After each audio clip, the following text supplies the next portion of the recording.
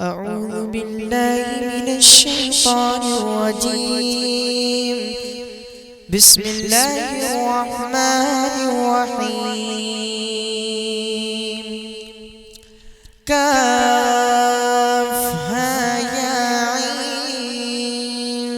साद ज़िक्र रहमति रब्बिका अब्दहु ज़करिया।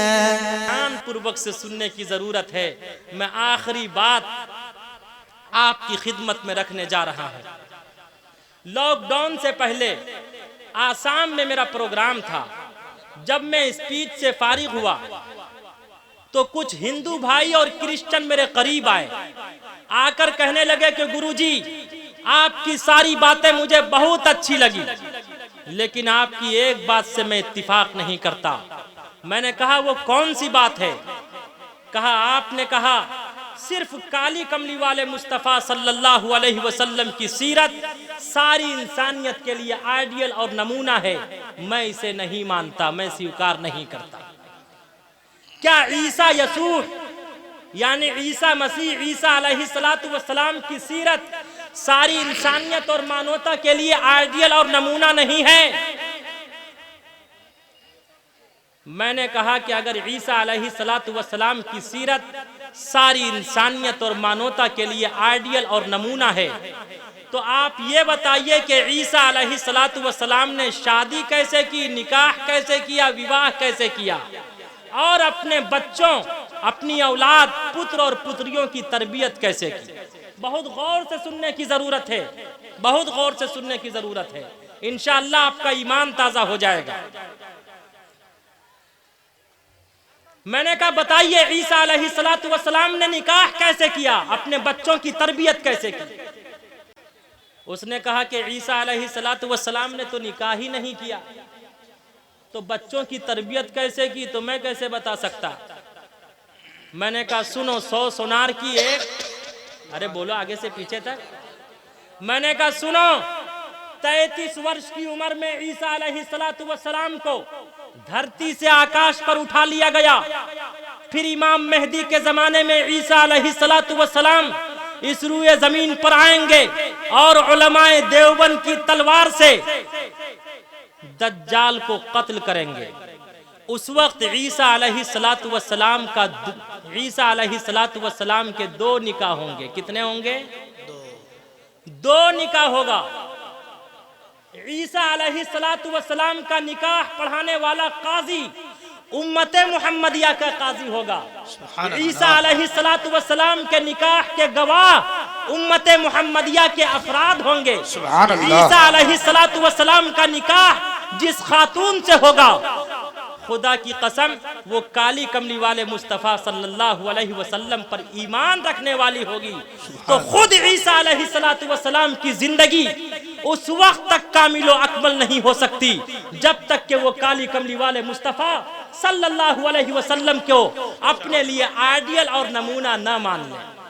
उसने फौरन मुझे चिढ़ाने के लिए कहा आप उस मोहम्मद की बात करते हैं, मोहम्मद ने सिर्फ शादियां ही तो की है। अंदाजा लगाइए, कोई अगर आपसे कहे मोहम्मद ने सिर्फ शादियां ही तो की है तो आपको कितना गुस्सा आएगा। लेकिन मैं जलाल में नहीं आया, मैं गुस्से में नहीं आया, मैं बरहम नहीं हुआ। वरना वो ये कहते जब इन मुल्लाओं से, इन उलमा से किसी क्वेश्चन का उत्तर नहीं बन पड़ता तो ये फौरन जज्बे और जलाल में आ जाया करते।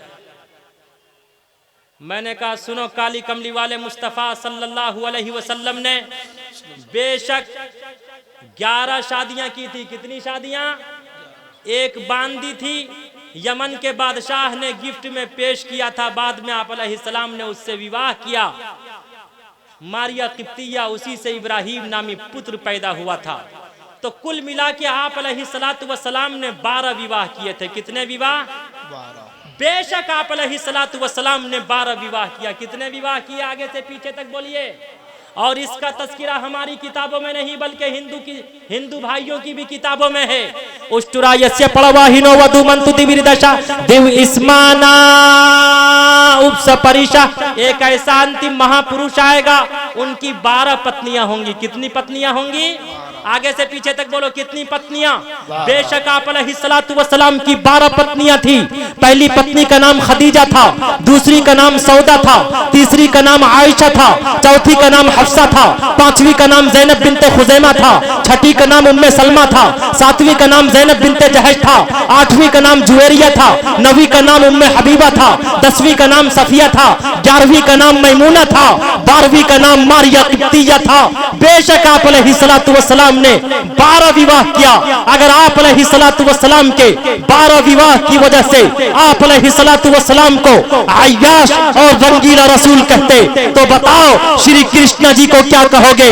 इसलिए कि श्री कृष्ण जी ने 1 नहीं 2 नहीं 10 नहीं 20 नहीं, बल्कि उठाओ महाभारत। अगर मैं गलत कह रहा हूं मेरी जबान काट देना, तख्तेदार पे लटका देना और नोट करो, महाभारत उठाओ और पढ़ते चले जाओ। लिंगड़ छेदी शिखाहीना शमश्रुधारी सदूषका उच्चलापि सर्वभक्षी भविष्यति जनुमं विनाकुलं च पश्वस्ति शाम योमाम जमनादिना चौवते लोके महेश्वरम असम्मुढ स्मृतियेषु सर्वपापियः परमुचैते यज्ञियं परचोच्छाम्यवं सतदूधूतो विवोचति पूर्वयं गतं कस्तति विभारत। अरे उठाओ महाभारत और पढ़ते चले जाओ। श्री कृष्ण जी की 16,108 पत्नियां थी, जिनमें से 9 पत्नियों का नाम खुद महाभारत में मौजूद है।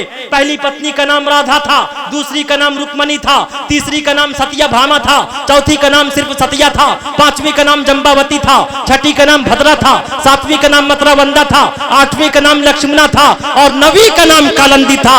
अगर काली कमली वाले मुस्तफा सल्लल्लाहु अलैहि वसल्लम की 12 पत्नियों की वजह से आप अलैहिस्सलातु वस्सलाम को अय्याश और रंगीला रसूल कहते, तो बताओ श्री कृष्ण जी को क्या कहोगे? याद रखो, ये किसने कहा हम में तुम में लड़ाई होगी? ये बात तो किसी दुश्मन ने उड़ाई।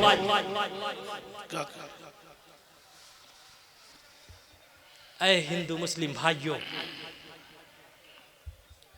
मैंने उनसे कहा आप अलैहिस्सलातु वस्सलाम ने 12 विवाह क्यों किया, मैं उसका भी उत्तर देता। और खुदा की कसम इस क्वेश्चन का उत्तर उस वक्त मेरे कल्ब पर आया, ये फैजाने देवबंद था। मैंने कहा बेशक आप अलैहिस्सलातु वस्सलाम ने 12 विवाह किए। कितने विवाह किए? इसलिए कि दुनिया का कोई भी आदमी किसी खातून से विवाह करेगा तो वो इन्हीं 12 खवातीन में से कोई ना कोई खातून होगी। वो उम्र में बड़ी होगी या छोटी होगी। कितने हुए? 2। कंवारी होगी, शादीशुदा होगी या मुतल्लका होगी। कितने हो गए? अरे बोलो कितने हुए? 5। कितने हुए? 5। कंवारी होगी, सय्यिबा होगी या मुतल्लका होगी, उम्र में बड़ी होगी या छोटी होगी। कितने हुए? 5। अमीर होगी या गरीब होगी। कितने हुए? अरे बोलो। उसका कॉन्ट्रैक्ट या तो उसी की बिरादरी से होगा या उसकी बिरादरी से नहीं होगा। वो पहले से मुस्लिम होगी या नॉन मुस्लिम होगी। कितने हुए? वो बांदी होगी, आजाद करने के बाद आप अलैहिस्सलातु वस्सलाम ने उससे विवाह किया होगा। बेशक आप अलैहिस्सलातु वस्सलाम ने 12 विवाह किया, लेकिन आप अलैहिस्सलातु वस्सलाम ने अपने निकाह और विवाह के जरिए सारी इंसानियत और मानवता को यह आदेश और संदेश दिया, अगर तुम्हारा विवाह किसी ऐसी खातून से हो जो उम्र में बड़ी हो तो उसके साथ जीवन उसी तरह बिताना जिस तरह मैंने बिताया। अगर तुम्हारा विवाह किसी ऐसी खातून से हो जो उम्र में छोटी हो, उसके साथ जीवन उसी तरह बिताना जिस तरह मैंने बिताया। अगर तुम्हारा विवाह किसी ऐसी खातून से हो जो कंवारी हो, उसके साथ जीवन उसी तरह बिताना जिस तरह मैंने बिताया। अगर तुम्हारा विवाह किसी ऐसी खातून से हो जो शादीशुदा हो, उसके साथ जीवन उसी तरह बिताना जिस तरह मैंने बिताया। अगर तुम्हारा विवाह किसी ऐसी खातून से हो जो मुतल्लका हो, उसके साथ जीवन उसी तरह बिताना जिस तरह मैंने बिताया। अगर तुम्हारा निकाह किसी ऐसी खातून से हो जिसका कॉन्टैक्ट तुम्हारी बिरादरी से हो, उसके साथ जीवन उसी तरह बिताना जिस तरह मैंने बिताया। अगर तुम्हारा निकाह किसी ऐसी खातून से हो जिसका कॉन्टैक्ट तुम्हारे खानदान और तुम्हारी बिरादरी से न हो, उसके साथ जीवन उसी तरह बिताना जिस तरह मैंने बिताया।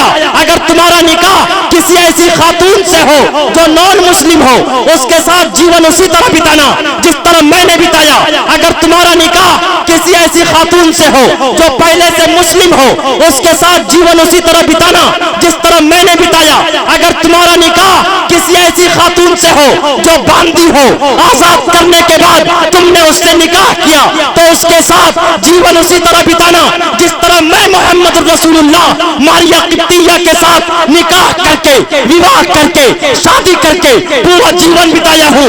गोया आप अलैहिस्सलातु वस्सलाम ने अपने 12 निकाह और विवाह के जरिए सारी इंसानियत और मानवता को यह आदेश और संदेश दिया, अपनी माँ की भी इज्जत करो, अपनी वाइफ की भी इज्जत करो, इसलिए कि माँ दुनिया में लाई है। बीवी तमाम रिश्तेदारों को छोड़कर आपके जीवन में आई है। आप अलैहिस्सलातु वस्सलाम का फरमान कि माँ की भी इज्जत करो, बीवी की भी इज्जत करो, इसलिए कि माँ के कदमों के नीचे जन्नत है। जो अपनी माँ का सम्मान करेगा, माँ की खिदमत करेगा, माँ का अदब व एहतराम करेगा, उनका जीवन गुजरवाएगा। खुदा की कसम, माँ के कदमों के नीचे जन्नत है। और जो अपनी बीवी का सम्मान करेगा, उसका जीवन गुजरवाएगा। खुदा की कसम, कल कयामत के दिन उसके लिए जन्नत के 8 दरवाजे खोल दिए जाए। नारे तकबीर, नारे तकबीर। हजरत मौलाना खालिद साहब, माशाअल्लाह माशाअल्लाह। लेकिन आज हमारा हाल ये है, अपना बच्चा रोए तो दिल में दर्द होता, दूसरे का रोए तो सर में दर्द होता। अपनी वाइफ रोए तो सर में अपनी वाइफ रोए तो सर में दर्द होता, और दूसरे की रोए तो दिल में दर्द होता। हाय ईश्वर और परमात्मा, ऐसे दर्द से दर्द और एहसास न हो तो वो अच्छा है। आज ही ये वादा कीजिए कि इंशाअल्लाह हम सब अपनी माँ का भी सम्मान करेंगे और अपनी वाइफ का भी सम्मान करेंगे इंशाअल्लाह। तमन्ना जिसके दिल में हो के बेड़ा पार हो जाए, तमन्ना जिसके दिल में हो के बेड़ा पार हो जाए, वो खिदमत के लिए माँ बाप की तैयार हो जाए। कौन कौन खिदमत करेंगे माँ बाप की? दोनों हाथ उठाकर वादा कीजिए। माँ बाप बड़े अनमोल हैं, माँ बाप बड़े अनमोल, माँ बाप बड़े अनमोल हैं, माँ बाप बड़े अनमोल।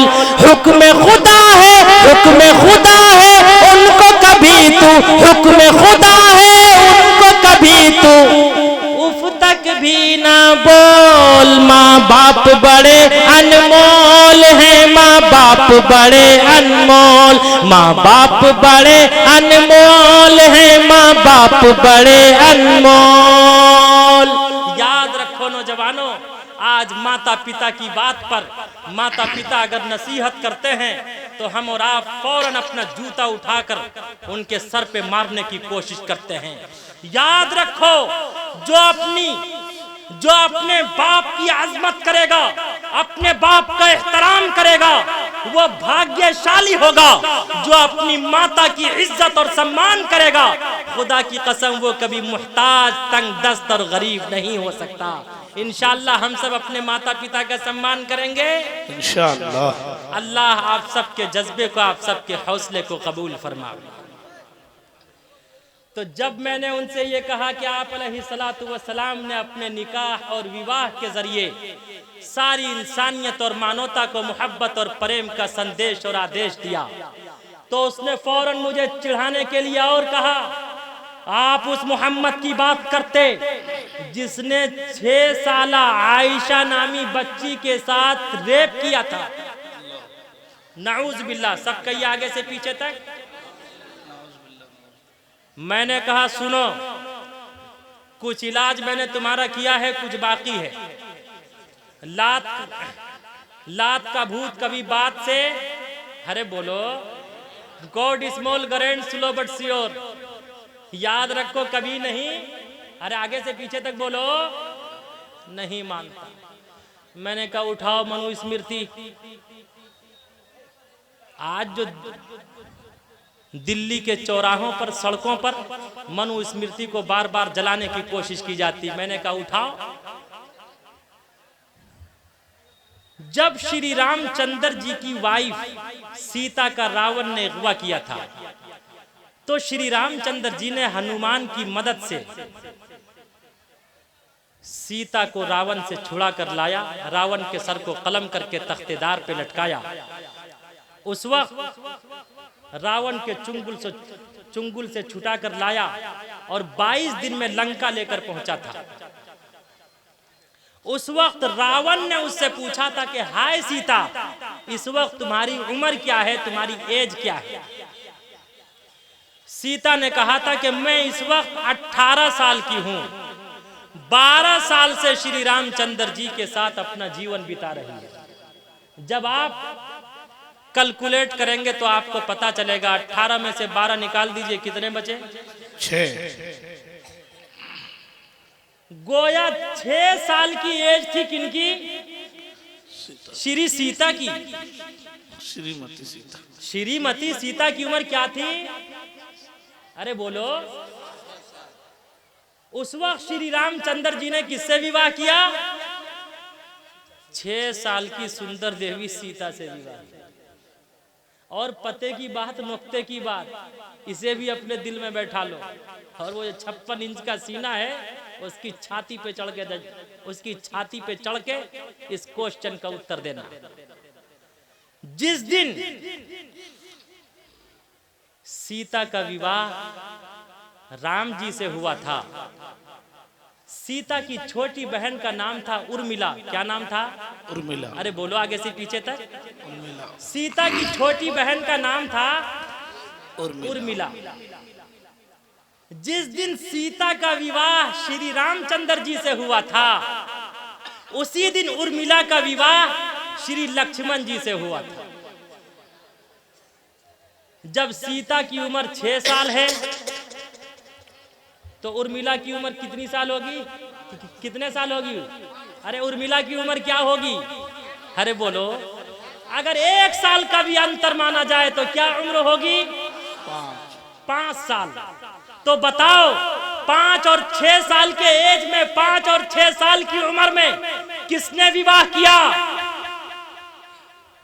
अरे निकाह की उम्र बढ़ाने वालों, निकाह के एज में इजाफा करने वालों, सबसे मुकद्दस रिश्ता माता पिता का रिश्ता होता है।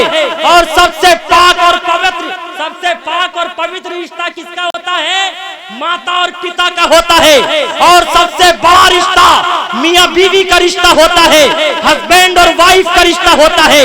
याद रखो, ये इतना बड़ा रिश्ता है, जब तक निकाह का रिश्ता बाकी रहेगा, बाप बेटे का रिश्ता बाकी रहेगा, निकाह का रिश्ता बाकी रहेगा, चचा भतीजे का रिश्ता बाकी रहेगा, निकाह का रिश्ता बाकी रहेगा, दादा पोते का रिश्ता बाकी रहेगा, निकाह का रिश्ता बाकी रहेगा, मामू भांजे का रिश्ता बाकी रहेगा, निकाह का रिश्ता बाकी रहेगा, नाना नवासे का रिश्ता बाकी रहेगा। और एज बढ़ाने वालों, याद रखो, हमने तुम्हारे कानून का उस वक्त भी खंडन किया था, आज भी खंडन कर रहे हैं, हमेशा खंडन करते रहेंगे। जिस दिन निकाह का रिश्ता खत्म हो जाएगा, उस दिन इंसान नहीं बल्कि इंसान हैवान बन जाएगा, जानवर बन जाएगा। ये निकाह का कानून आगे बढ़ाने वालों, अरे उम्र बढ़ाने वालों, याद रखो, इससे हैवानियत तो फैल सकती है, लेकिन इंसानियत कभी, अरे बोलो, इंसानियत कभी नहीं फैल सकती। इससे खुदा की कसम, हम सबका माशरा, हम सबका समाज पाक और पवित्र नहीं हो सकता। हो गया वो? पाक और पवित्र नहीं हो सकता। याद रखो मुसलमानों, आज हम और आपको तरह तरह से सताने की कोशिश की जा रही है। मुझे याद आता, जब मेरा बचपना था, मेरे पिताजी ईश्वर की पूज्य प्रार्थना के लिए मस्जिद जाया करते। रास्ते में किसी हिंदू भाई से मुलाकात होती तो हिंदू भाई कहा करते, राम राम मौली साहब, राम राम मुखिया जी, राम राम सरपंच साहब, राम राम फलां बाबू। लेकिन आज खुदा की कसम, राम राम के बजाय जय श्री राम का नारा लगाया जाता। अगर उससे भी दिल की भड़ास